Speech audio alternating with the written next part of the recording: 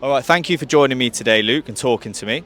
So we're raising issues today about the VAT reform at the protest outside Parliament Square. Yep. So we see you raising issues around different topics affecting business in the hairdressing and barbering industry. So why did you decide to come to the protest today? Lots of different reasons, really. First of all, I've been writing about the problems in the industry for quite a while, Yeah. and then I saw that the march was being organised, and my first initial thought was, nah. Do you know? Because we've kind of been indoctrinated into just thinking about ourselves. But at the end of the day, we need a really we need a strong, unified voice to get anything done. Yeah. And to get any help for anybody, self-employed, employed, freelancer, whatever it is, we need a unified voice to be able to talk. Other industries have that, like the drinks industry, Yeah. pharmaceutical industry. They all speak in one voice, even if they are in massive competition with each other. Yeah. So that's why I'm here, because I needed to teach myself that I needed to practice what I preach. And this is what I wanted, this is what I've spoken about, and that's why I'm here today. So do you feel when you see other industries like hospitality receiving reductions on their VAT, do you think that's fair on the hairdressing and barbering sector? It's hard to say whether it's fair. It's definitely not equal, because there's things that should be done. I just think we're a bit forgotten. We're not regulated. No one's really looked into it. We've almost just once. I went to a meeting once which had some back benchers and front benchers, and it had to do some politicians, and basically overheard someone say, "You don't kill enough people." That's why we're not regulated. We're just not dangerous. We haven't got a unified voice. We're not dangerous. No one cares, and we just pick up the pieces. But at the end of the day, we employ so many people, or we bring in lots of people. Like, anyone drops out of the education system, they end up in hair and beauty. Wow, that's such a powerful message right there. And I think you're completely right and agree with you on everything you've just said there. So do you think the current VAT system is forcing salons and barbershops to find ways of existing that aren't financially stable? I don't. Once again, I think context-wise, we have to look at today's world. Inflation has driven prices up. We've been a cash-only business for a very long time. Digital money was never included. We go back to the 80s and 90s, where we didn't have any of this digital money. We just relied on, we used to take a little bit, pay a little bit of tax. But now when you add all oversaturation, lots of industries have left the high street. High streets are too big, there's too many units. Inflation has gone up. All these factors have now made it impossible to actually get through the VAT system and run an actual a credible stand-up business. It's almost mathematically impossible to do it. Yeah. And VAT just wipes out your profit margin. When you say you're skint at 25 quid a head in your shop, and then you put it up a little bit, and then suddenly your accountant says to you, you're VAT registered, you've got to go VAT registered.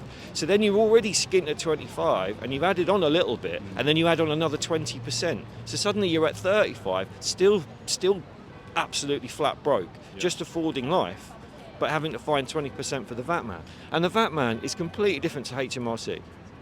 He will take your house, your car, bankruptcy, because that's money for the Crown. Yeah. I personally know the pitfalls of going VAT registered, and it nearly killed my business 3 times over, so I know the struggle. So how would the VAT reform affect not just our sector but the economy as a whole? As an economy on a whole, I just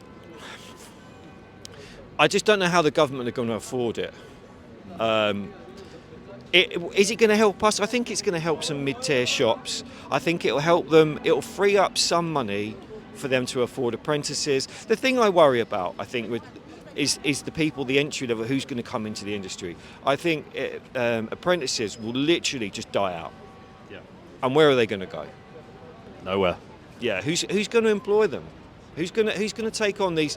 I taught at West Herts College for a short period of time, and I saw the students that are coming in. Did they want to be there? Did they want to learn this? This is all they had left. what are they going to do? So I think it would free that up. Is it going to make any huge changes? I don't know. But I think today's march is more for us rather than what we can get the government to do. Yeah, they might give us a VAT cut. I doubt it. I don't think they can afford it.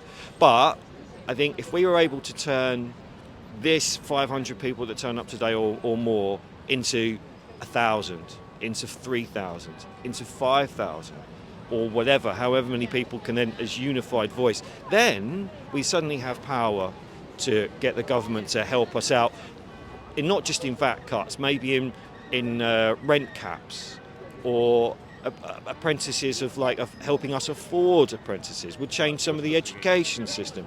So this is a bigger thing that over time I'm hoping that this snowballs into something bigger. This isn't a fight we win today, I don't think. Yeah. This is a fight we win in 2 years, 3 years, 5 years. So people need to buckle up and turn up, yeah, and speak in one voice and learn how to work together. So if we don't get changes on the VAT and have some sort of reform, where do you see the industry going in the next 5-10 years? My personal opinion is it'll collapse. I don't think we won't see no boom. We won't. The thing is it's not the industry will collapse. Hairdressing, barbering, and the creative industry will still survive. There will still, but they will be just single entities. Yeah. You will not have a place to work. Shops will be gone. Mid-tier shops will just dissolve. So you'll be left with these little, maybe a suite, maybe something small, and even then those prices might price you out. Yeah. So the high street, that might crumble around us because at the moment we're propping a lot of it up. Yeah. I think barbershops, hair salons, beauty as well, we are the lifeblood of the high streets, and I don't think we personally get the recognition we deserve for being that. Well, one of the things that you've got to look at, like for instance, my high street, just as a microcosm of, yeah, what the rest of the industry. Where's that? It's in Ruislip. Yeah.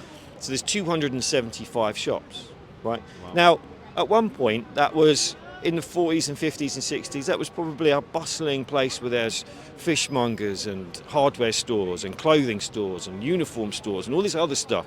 It was a distribution centre for the whole of Ruislip, but before they had cars, or not everyone had a car, so they could walk there.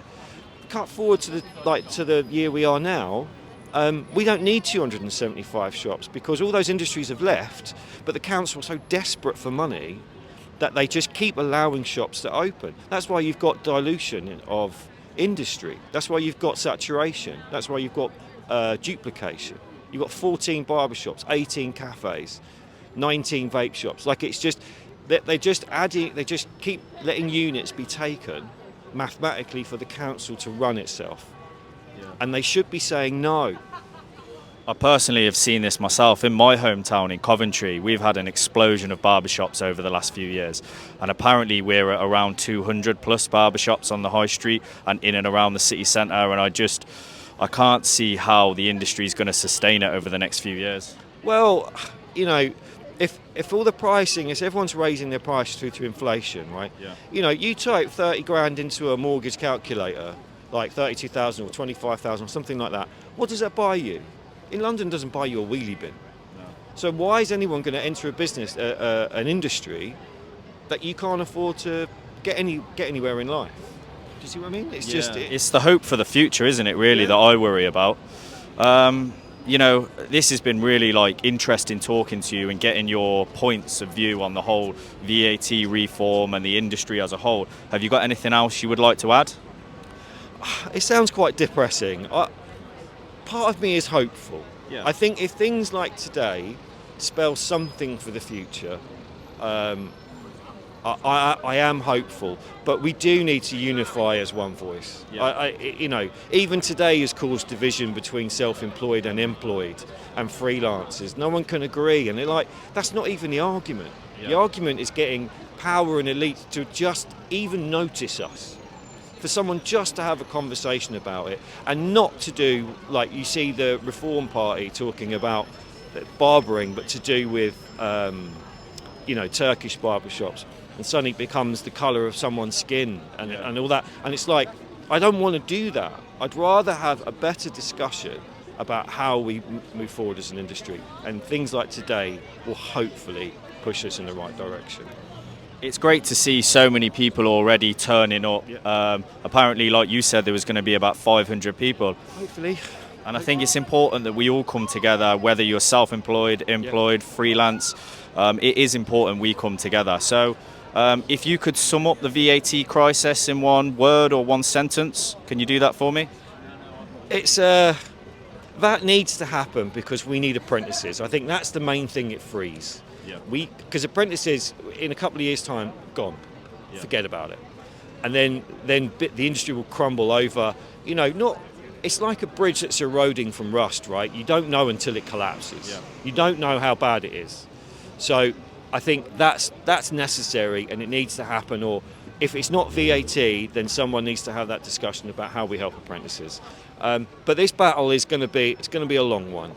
I'd hope that someone today would go, yeah, let's cut it to 10%. But I think we've got to grow momentum from here. Well, thank you very much for talking to me today, Luke. I really appreciate it. And I'm sure the viewers will appreciate it as well. Thank you very much.